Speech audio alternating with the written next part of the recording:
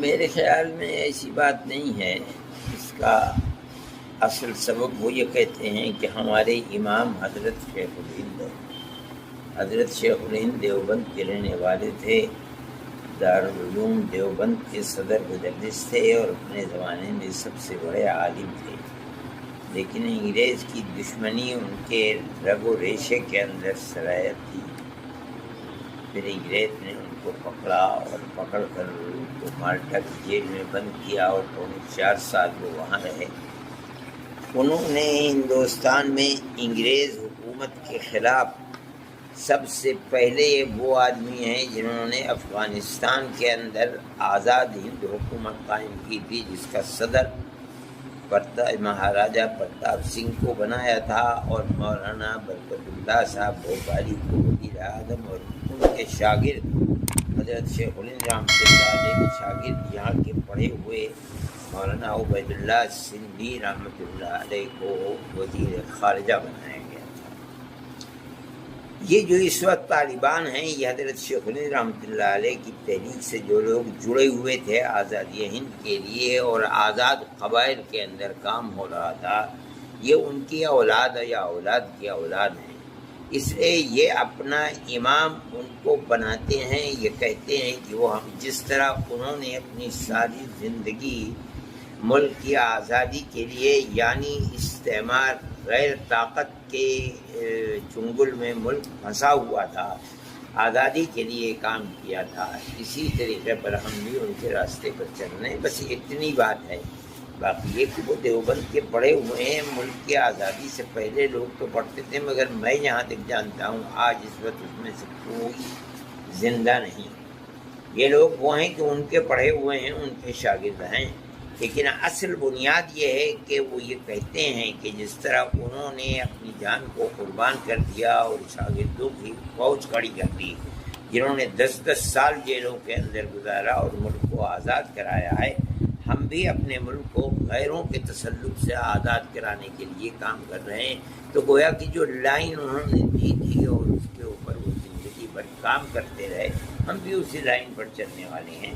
لوگ یہ سمجھتے ہیں کہ یہ لوگ دیوبند کے پڑھے ہوئے ہیں، دیوبند کے پڑھے ہوئے نہیں. یہ ملک کی آزادی کے بعد کہاں تھا؟ اب تو کچھ ویزا چونکہ گورنمنٹ انڈیا کی ان سے جڑی ہوئی تھی اور ان کے ساتھ ان کے تعلقات تھے، وہاں کام بھی کر رہی تھی حکومت ہند. اس بنیاد کے اوپر کچھ لڑکوں کو ویزا مل جاتا ہے، لیکن اس زمانے میں تو کسی کو بھی ویزا نہیں ملا ہے. اس طرح سے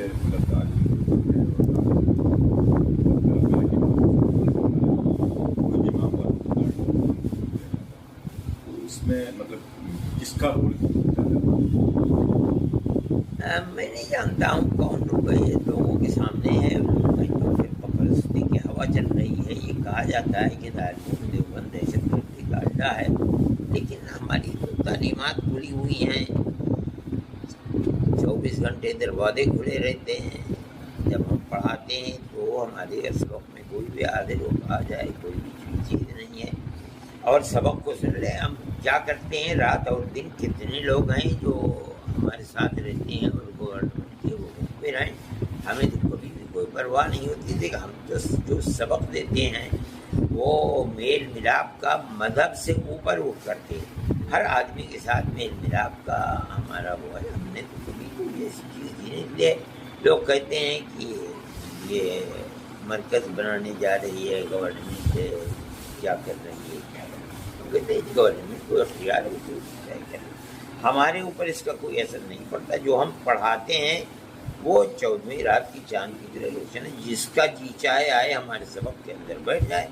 ہم تو پیار و محبتی کی ترقی کرتے ہیں، اور اسلام دنیا میں جو جنگل کی آگ کی طرح پھیلا ہے وہ کوئی دشمنی سے تھوڑی پھیلا ہے، وہ تو پیار و محبتی کے ساتھ پھیلا. دنیا کے ہر قوم نے اس کو قبول کیا ہے. لوگ یہ سوال کرتے ہیں کہ ہم گورنمنٹ کے وہاں کی گورنمنٹ کے طالبان کے سے محبت رکھنے والے اور ہم ان کے بارے میں اچھی رائے رکھتے ہیں، یہ بھی غلط ہے. ہم تو کسی کے بارے میں بھی کوئی رائے نہیں رکھتے. یہ تو مستقبل بتائے گا کہ وہ کیا کر رہے ہیں اور انہوں نے اپنے ملک کو کس طرح سے چلایا ہے. دیکھیے یہ ایک کھلی ہوئی بات ہے کہ جو 2 چیزیں بڑی بنیادی ہیں کسی بھی حکومت کے لیے. ایک تو یہ ہے کہ ملنے جلنے والے جتنے بھی لوگ ہیں ان کے اندر میل ملاپ اور محبت کو پیدا کرے.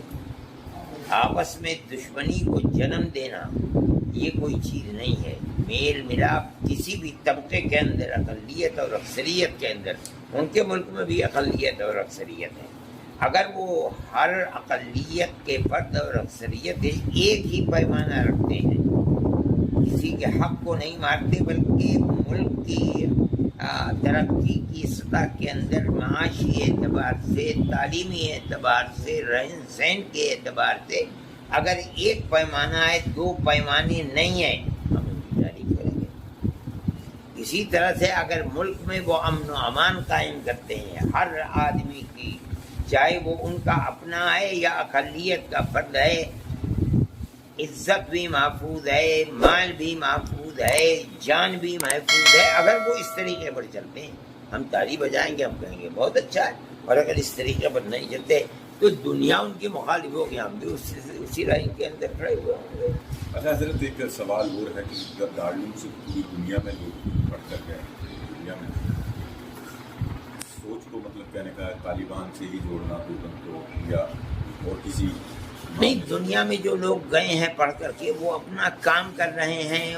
جس ملک کے اندر بھی بیٹھے ہوئے ہیں اس ملک کے اندر اپنا کام کر رہے ہیں، یعنی اپنے دین کا کام کر رہے ہیں. طالبان تنہا وہ لوگ ہیں کہ جو ملک کے اندر یہ کہتے ہیں کہ ہم جہاد آزادی وطن کر رہے ہیں، جس طرح ہمارے ملک کے اندر جہاد آزادی وطن ہوا ہے. یہ قوم ایسی ہے کہ وہ کسی غیر کے تسلط کو اس نے کبھی قبول کیا ہی نہیں، آج بھی وہ قبول نہیں کر رہے ہیں. اس کو وہ دیوبند سے جوڑتے ہیں، وہ حضرت شیخ الہند رحمۃ اللہ علیہ کے تحریک سے جوڑتے ہیں. جو میں نے کہا کہ وہ تحریک جا کر کے افغانستان میں رنگ لائی تھی، اور ایک طبقہ تھا جو ان کے ساتھ کھڑا ہو گیا تھا افغانستان کے اندر، اور انہوں نے جا کر کے وہاں آزاد ہند حکومت قائم کر دی تھی. یہ سب حضرت شیخ الہند رحمۃ اللہ علیہ کی تحریک سے جڑے ہوئے لوگ تھے. اب حضرت شیخ الہند رحمۃ اللہ علیہ کے اسی لیے جب حضرت شیخ الہند رحمۃ اللہ علیہ کے انتقال کے اوپر جو وہاں ان لوگوں نے تعزیت کا جلسہ کیا تھا، اس کے اندر افغانستان کے بالکل بالا تر اونچے سے اونچا آدمی موجود تھا.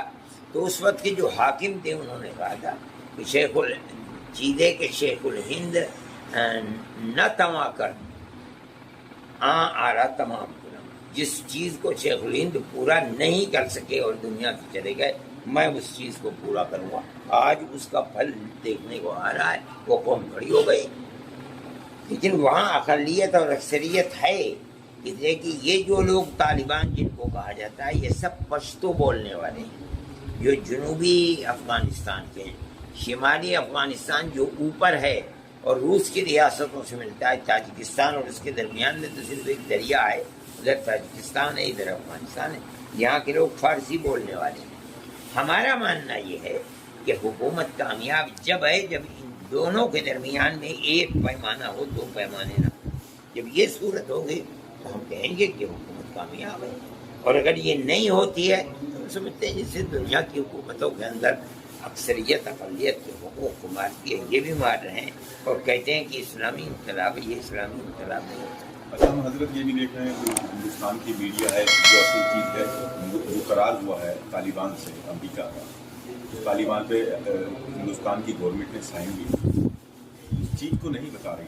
ہم نہیں جانتے ہیں کہ کیا ہوا ہے اور کیا سائن کیے ہیں. ہم اس کے اندر بھی بول بھی نہیں. یہ سیاسی معاملات ہیں، انہوں نے کیا کیا ہے کیا نہیں کیا ہے ہم اس چیز کو دیکھ ہی نہیں رہے ہیں. ہم یہ دیکھ رہے ہیں کہ جو کام ہوا ہے آیا وہ صحیح طریقے پر اپنے یعنی کام کو کرتا ہے یا نہیں کرتا ہے. ہمارے نزدیک اس کی بنیادیں دو ہیں. میں نے کہا کہ ایک تو امن و امان ہر سطح کے اوپر، عزت و آبرو اور مال و دولت ہر چیز کا محفوظ رکھنا. دوسرے یہ کہ ہر ایک کے لیے دو پیمانے نہیں ایک پیمانہ ہونا، تب حکومت چلے گی. اور اگر نہیں چلے گی تو اسی کے اندر سے دوسرا طبقہ کھڑا ہوگا جو جڑ اکھاڑنے لگے گا.